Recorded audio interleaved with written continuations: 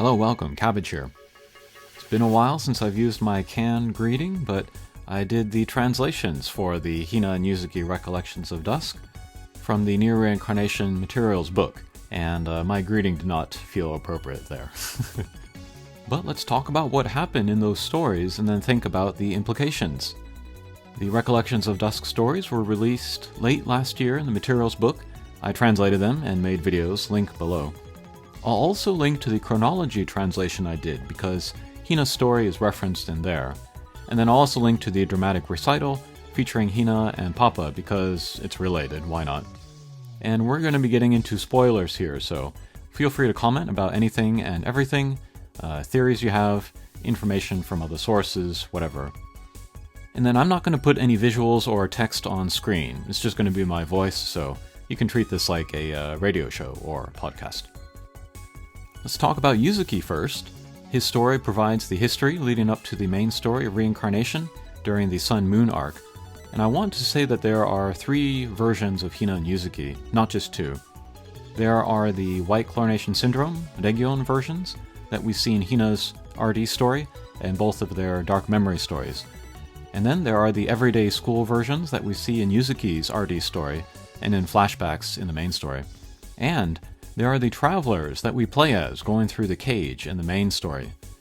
I am fairly convinced that the Hina and Yuzuki that we see in the cage are derived from data and are manipulated by the administrator via Papa and Black Mama to open the cage to attack because they possess some kind of power to do so, kind of similar to how Pod 012 or Carrier manipulated the saved data of Lavania.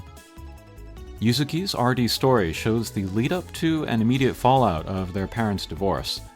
In the greater Nier picture, this story does not have any heavy implications, but it affected me, and I think it affected me more than their main story, even.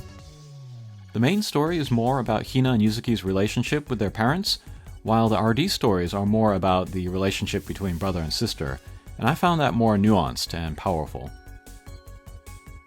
Don't get me wrong, I love the main story, but the dynamic between the siblings, Hina wants to protect her brother but feels guilty for not doing it better, Yuzuki is passive but desires happiness for those around him, and then there are the sexual undertones to everything.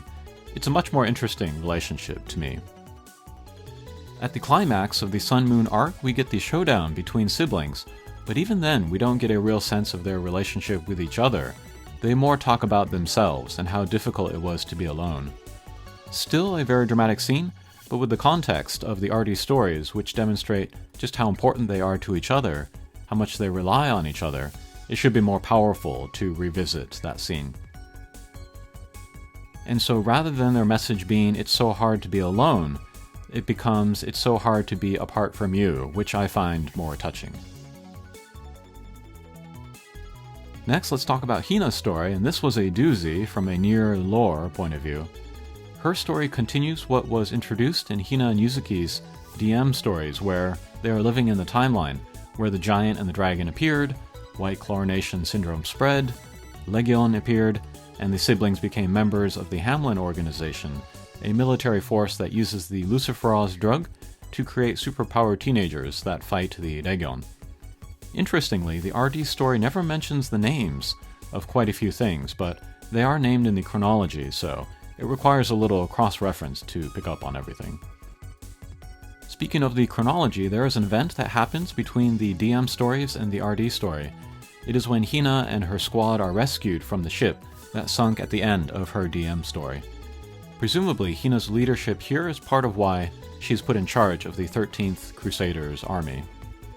In part 1 of Hina's RD story, we get a kick-ass scene where she jumps out of a helicopter without a parachute, chops up a bunch of Region in the air, and then kills the boss in one hit. So cool, especially after seeing her high school version attack animations being so clumsy.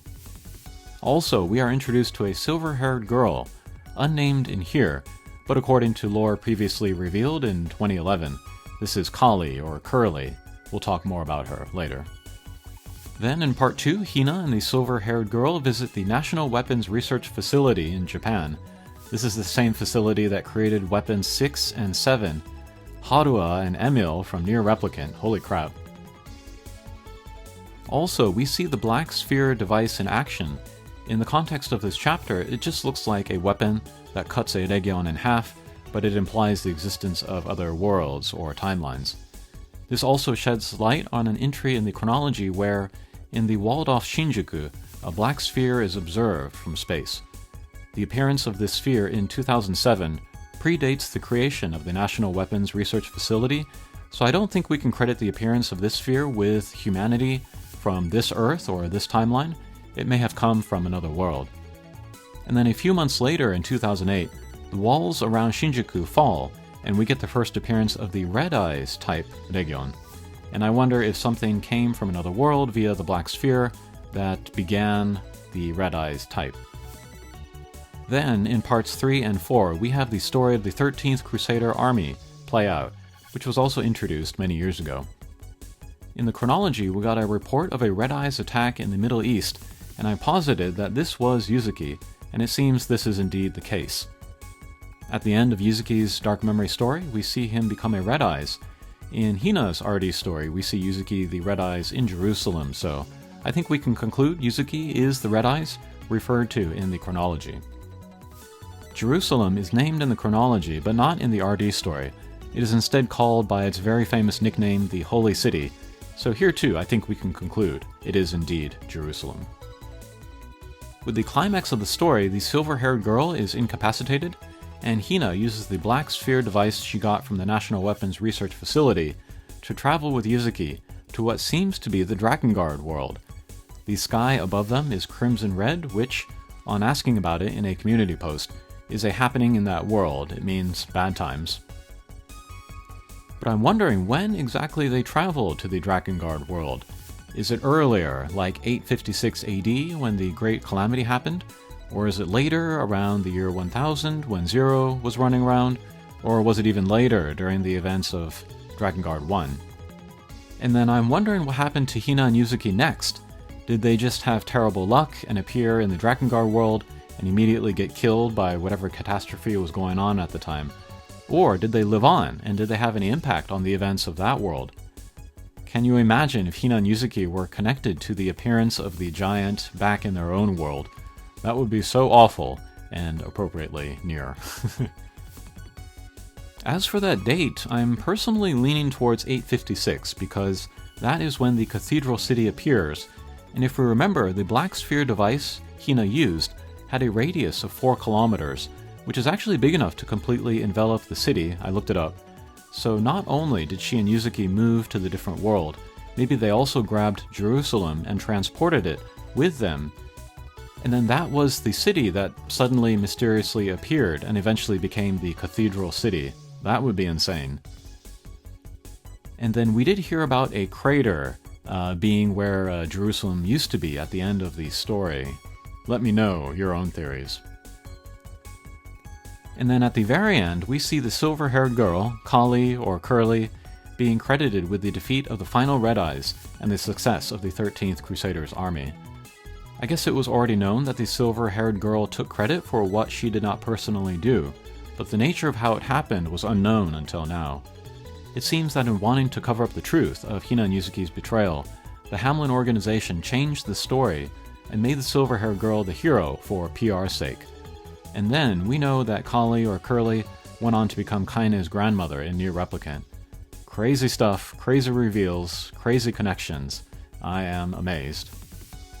But yeah, could any of this point to the future next Nier game or a future Drakengard game? It would be really cool to play as Hamlin-era Hina and Yuzuki and fight the region. Maybe there would even be a crossover game that was both in the Nier world and the Drakengard world. I don't know, let me know your thoughts on that as well. Okay, so that will sum up my coverage of Hina and Yuzuki for now. Next, I would actually like to do part 2 of the Noelle story. We got some new information on her from the materials book. Okay, thanks for watching, and we'll see you again. Take care.